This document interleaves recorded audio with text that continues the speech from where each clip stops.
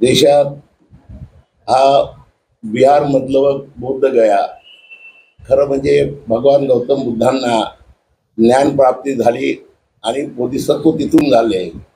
त्या बौद्ध गयामध्ये 4 हिंदू बांधव, 4 बौद्ध बांधव आणि 1 कलेक्टर असतात आणि कलेक्टर हे हिंदू बांधव असतात। पण ते 5 लोकांची मेजॉरिटी झाल्यानंतर त्यांच्या हिंदू बांधवाच्या बाजूनं हा निर्णय जात असतो आणि म्हणून तो बौद्धांवर अन्याय आहे असं आमच्या बौद्ध धर्मियांचं म्हणणं आहे। आणि जिथं खरं म्हणजे बौद्ध आणि शांती जिथून प्राप्ती झाली, देशात जगाच्या पाठीवर बौद्ध धर्मीय लोक भारत देशाकडे पाय करून झोपत नाही, एवढं पवित्र या भारत देशाला मानतात। अशा या पवित्र भारत देशामध्ये बौद्ध धर्मीय संस्कृतीचं योग्य जतन होत नाही, म्हणून महाबोधी विहार आंदोलन हे जोरात चालू झालेलं आहे। त्याच्यात या सर्व नेते मंडळींनी प्रामुख्यानं आठवले साहेबांनी या सगळेच सहभाग घेतलेला आहे। या प्रक्रियेला आपण पत्रकार बांधवांनी आम्हाला सहकार्य करावं अशी आपल्याकडे आग्रहाची नम्र विनंती करतो। मातेकर साहेब बोलतील।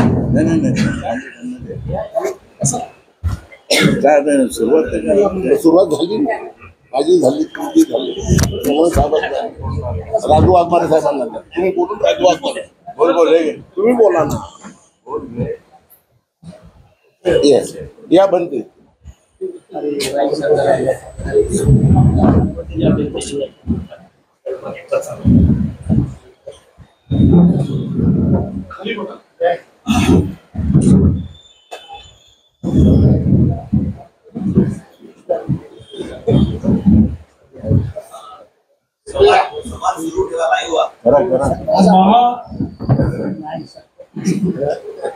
बौद्ध गया, महाबोधी, महाविहार याच्या संपूर्णपणे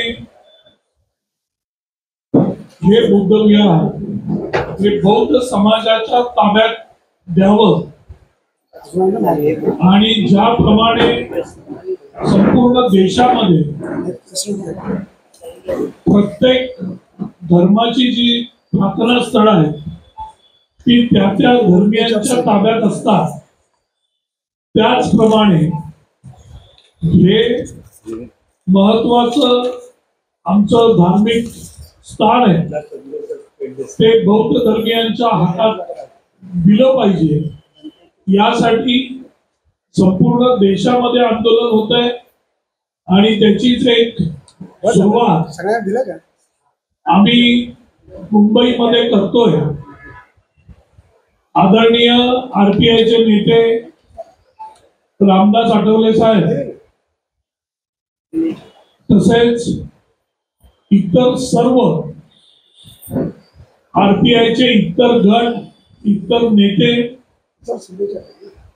तसेच सगळे राजकीय पक्ष, त्याच्यामध्ये काँग्रेस, शिवसेना, इतरही जे पक्ष आहेत त्या पक्षातील जे बौद्ध नेते आहेत त्या नेत्यांना सगळ्यांना एकत्र घेऊन हे आंदोलन आम्ही सुरू करतोय आणि त्याच्या बाबतीत आमच्या सगळ्या विविध पक्षांच्या नेत्यांच्या तसेच त्या पक्षातील सर्व बौद्ध नेत्यांच्या बैठका पार पडतायत आणि त्यातून एक निर्णय घेण्यात आलेला आहे की 14 ऑक्टोबरला मुंबईमध्ये आम्ही महामोर्चाचं आयोजन केलेलं आहे आणि हा महामोर्चा आझाद मैदानावर असणार आहे। यामध्ये सर्व पक्षातील बौद्ध बांधव, पूर्ण समाज हा या संपूर्णपणे या आंदोलनासाठी एकत्र येतोय आणि या आंदोलनामध्ये आमच्या समाजातील विविध पक्षातील गटातील आरपीआय मधील इतर काँग्रेस, शिवसेना, इतर सर्व पक्षातील बौद्ध नेते आणि बौद्ध समाज या मोर्चामध्ये सहभागी होणार आहे आणि आम्ही सगळ्या बौद्ध समाजाला या महाराष्ट्रातील आम्ही आव्हान करतोय की हा जो 14 ऑक्टोबरचा मोर्चा आहे हा समाजाचा मोर्चा आहे. या समाजातील जे अचूक स्थान आहे ते स्थान आपल्या समाजाच्या अखत्यारीत आलं पाहिजे आणि त्या मागणीसाठी हा मोर्चा आहे.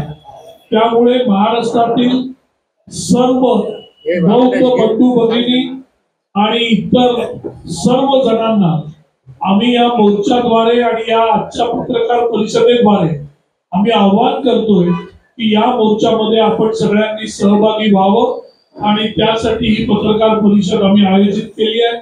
मोर्चाच्या आधी परत एकदा पत्रकार परिषद आम्ही घेऊ, पण या पत्रकार परिषदेद्वारे आम्ही सगळ्यांना आवाहन करतोय महाराष्ट्रात की बौद्ध समाजाने एकत्र येऊन यासाठी हा मोर्चा पूर्णपणे यशस्वी करावा, यासाठी हे आमचं आव्हान आहे आणि ते आम्ही करतो. धन्यवाद. तुम्ही बोलताय का? यानंतर आता मी पहिल्यांदा जे सर्व प्रतिनिधी इथे उपस्थित आहेत त्यांना एक विनंती करतो की मोर्चामध्ये आपण आपले मत प्रदर्शित करा, कारण की आपल्याला बरेच जण आहेत आणि त्यामुळं एवढा वेळ काय चालवता येणार नाही. मी आमचे नानावरे यांना विनंती करतो की त्यांनी 2 शब्द बोलावे.